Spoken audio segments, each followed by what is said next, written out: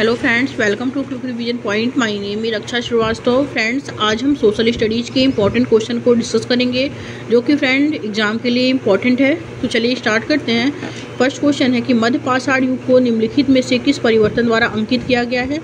मध्य पाषाण युग को निम्नलिखित में से किस परिवर्तन के द्वारा अंकित किया गया। ए है घास वाले मैदान बनना, बी है अर्ध शुष्क क्षेत्रों का बनना, एंड सी है अत्यधिक वन उन्मूलन, एंड डी है ग्रह पर तापमान का और ठंडा होना। तो मध्य युग को निम्नलिखित में से किस परिवर्तन द्वारा अंकित किया गया है, वो किया गया है घास वाले मैदान बनना। ओके, इसको किस परिवर्तन द्वारा अंकित किया गया है, तो घास वाले मैदान बनना के द्वारा इसको अंकित किया गया है मध्य पाषाण युग को। ओके, तो राइट आंसर इसमें ए हो जाएगा। नेक्स्ट क्वेश्चन देखेंगे। आखेटक संग्राहकों द्वारा रहने के लिए एक विशेष स्थल का चयन करने हेतु वैध कारणों में निम्नलिखित में से कौन सा कारण हो सकता है। ए है अच्छी गुणवत्ता वाले पत्थरों की उपलब्धता, बी है स्थानीय जनजातियों के साथ घनिष्ठता, सी है भगवान एवं अन्य शक्तियों का भय, एंड डी है समूह के मुखिया का निर्णय। तो आखेटक संग्राहकों द्वारा रहने के लिए एक विशेष स्थल का चयन करने के हेतु वैध कारणों में से निम्नलिखित में से कौन सा कारण हो सकता है, वो हो सकता है कि अच्छी गुणवत्ता वाले पत्थरों की उपलब्धता। ओके, करेक्ट आंसर इसमें ए हो जाएगा। नेक्स्ट क्वेश्चन देखेंगे। नेक्स्ट क्वेश्चन क्या है, निम्नलिखित में से किस बंदरगाह में जिसका उल्लेख संगम कविताओं में मिलता है पूर्वी तट पर व्यापार के प्रमाण मिले हैं। निम्नलिखित में से किस बंदरगाह में जिसका उल्लेख संगम कविताओं में मिलता है पूर्वी तट पर व्यापार के प्रमाण मिले हैं।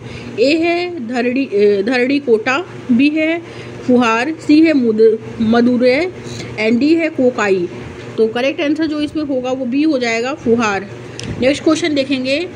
भारतीय उपमहाद्वीप में प्रारंभिक नगरों के संदर्भ में निम्नलिखित का मिलान कीजिए और उपयुक्त विकल्प का चयन कीजिए।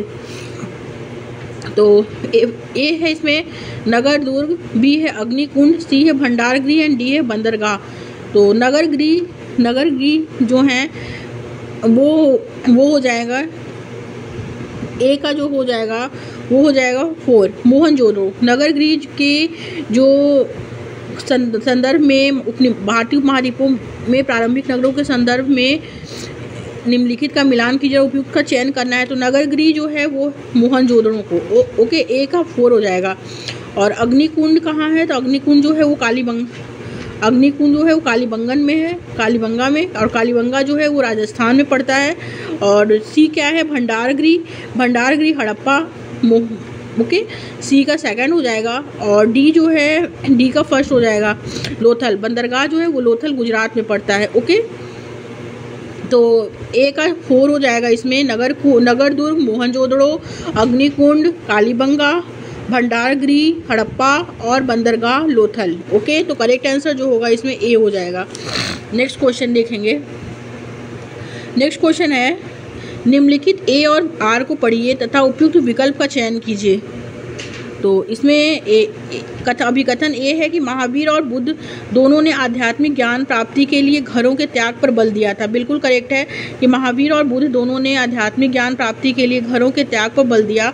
और कारण आर है कि उनका मानना था कि संघ में रहने के लिए अपने घरों का त्याग करने वाले ही सच्चा ज्ञान प्राप्त कर सकते हैं। तो ये भी करेक्ट है। तो ए और आर क्या है, इसमें दोनों सही है और आर जो है एक ही सही व्याख्या करता है। तो करेक्ट आंसर इसमें ए हो जाएगा।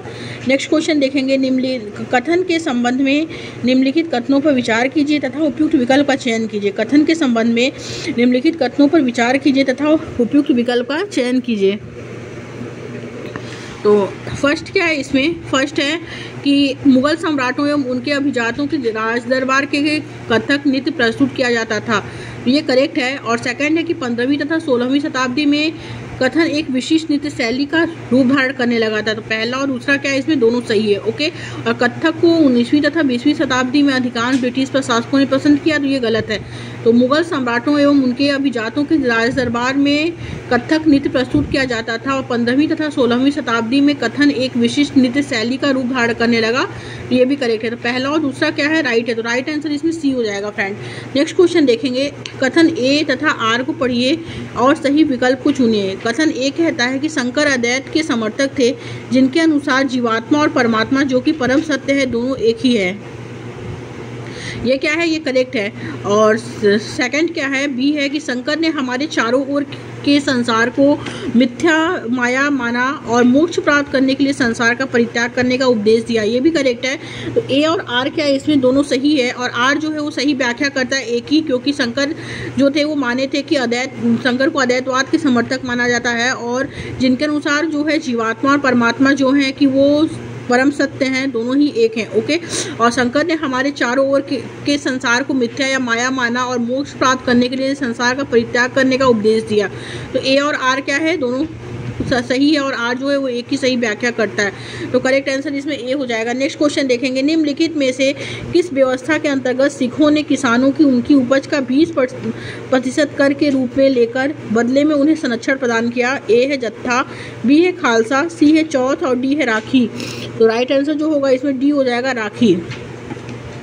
नेक्स्ट क्वेश्चन देखेंगे, निम्नलिखित में से किस समाज सुधारक ने प्राचीन ग्रंथों का उपयोग यह सुझाव देने के लिए किया कि विधवाएं पुनर्विवाह कर सकती हैं?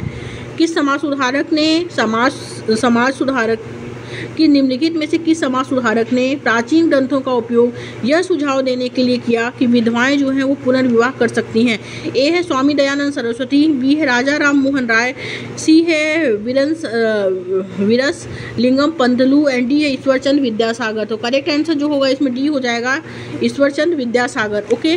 नेक्स्ट क्वेश्चन देखेंगे। नेक्स्ट क्वेश्चन है 1820 के बाद के वर्षों में मुंबई प्रेसिडेंसी के कई विद्यालयों में क्यों कुछ जातियों के किशोर विद्यार्थियों को केवल कक्षा के बाहर बरामदे में बैठने और पाठों को सुनने की अनुमति दी गई? क्यों दी गई? क्योंकि फर्स्ट है इसमें कि क्योंकि उन्हें फीस नहीं दी थी। तो ये क्या है, ये गलत है। सेकंड है क्योंकि जब कक्षा में पढ़ाया जा रहा था तो वे अनावश्यक शोर कर रहे थे। ये भी गलत है।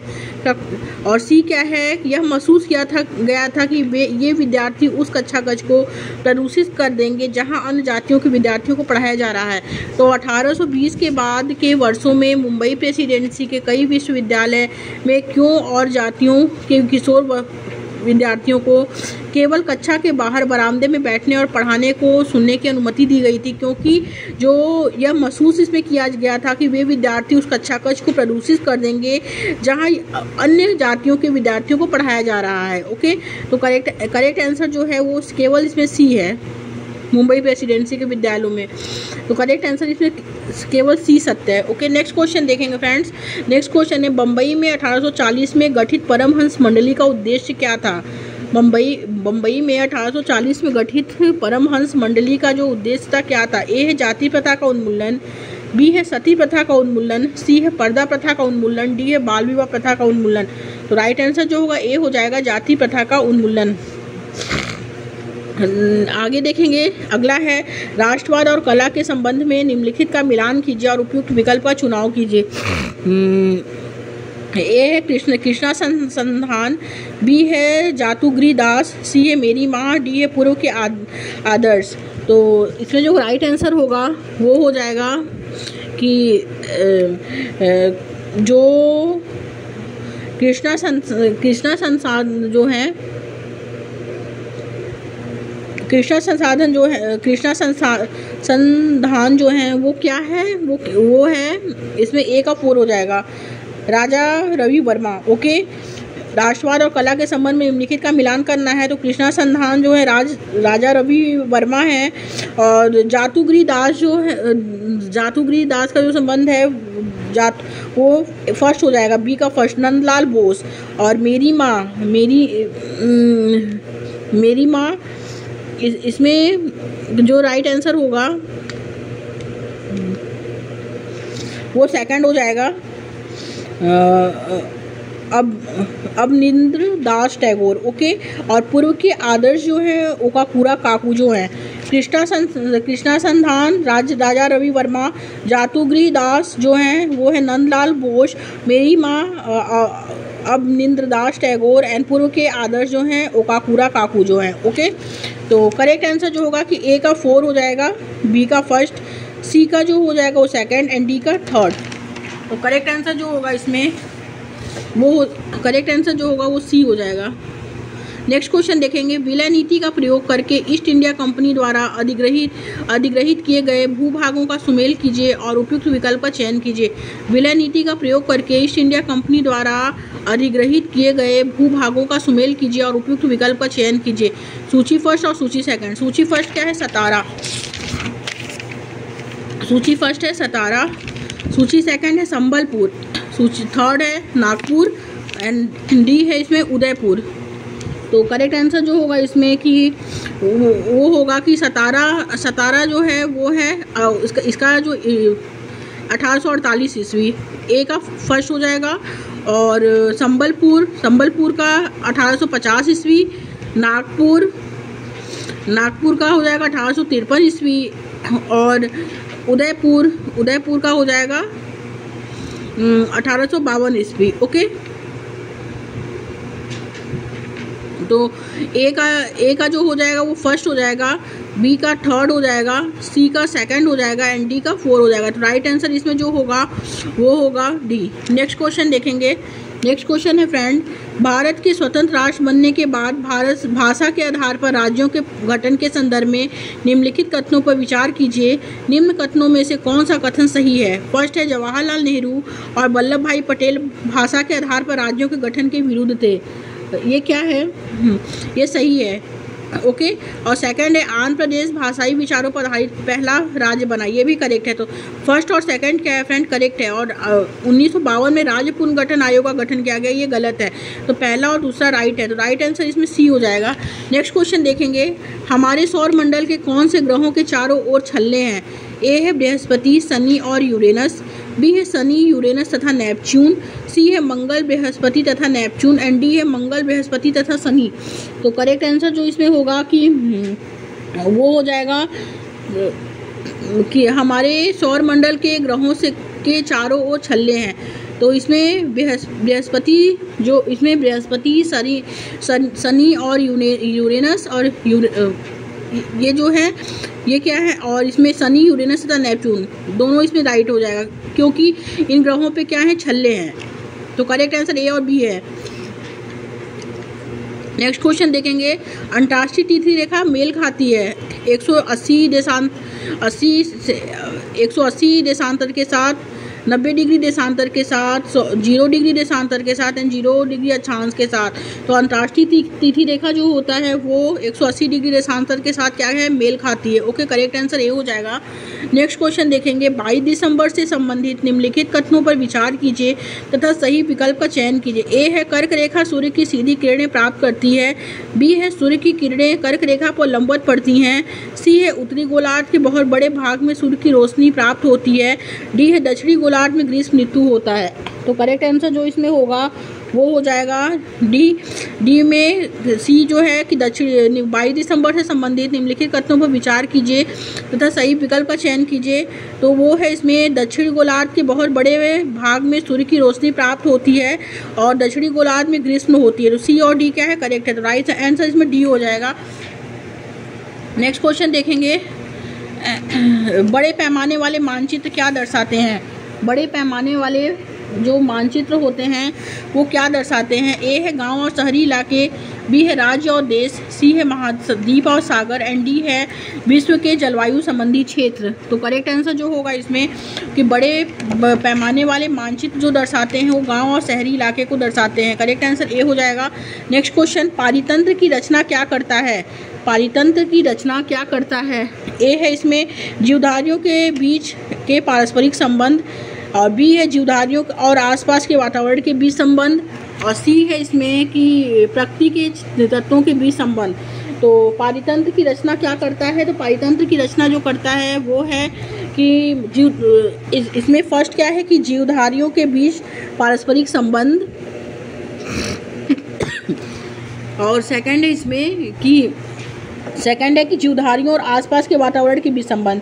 पारितंत्र की रचना जो है जीवधारियों के बीच पारस्परिक संबंध को दर्शाता है और जीवधारियों का और आसपास के वातावरण के बीच के संबंध को भी दर्शाता है। तो ए और बी क्या है इसमें राइट है, तो राइट आंसर जो होगा इसमें वो ए हो जाएगा। सी नहीं है कि प्रकृति के तत्वों के बीच का संबंध नहीं, ये गलत है। नेक्स्ट क्वेश्चन है, लास्ट क्वेश्चन देखेंगे कि निम्नलिखित युग्मों पर विचार करना है, नदी है और महाद्वीप है। ओके, तो इस पे उपयुक्त में से कितने युग्म सुमेलित हैं देखना है। ओके, तो इसमें कितने युग्म सुमेलित हैं, तो फर्स्ट क्या है, मिसिसिपी उत्तरी अमेरिका, तो ये गलत है। अमेजन दक्षिणी अमेरिका, ये भी गलत है।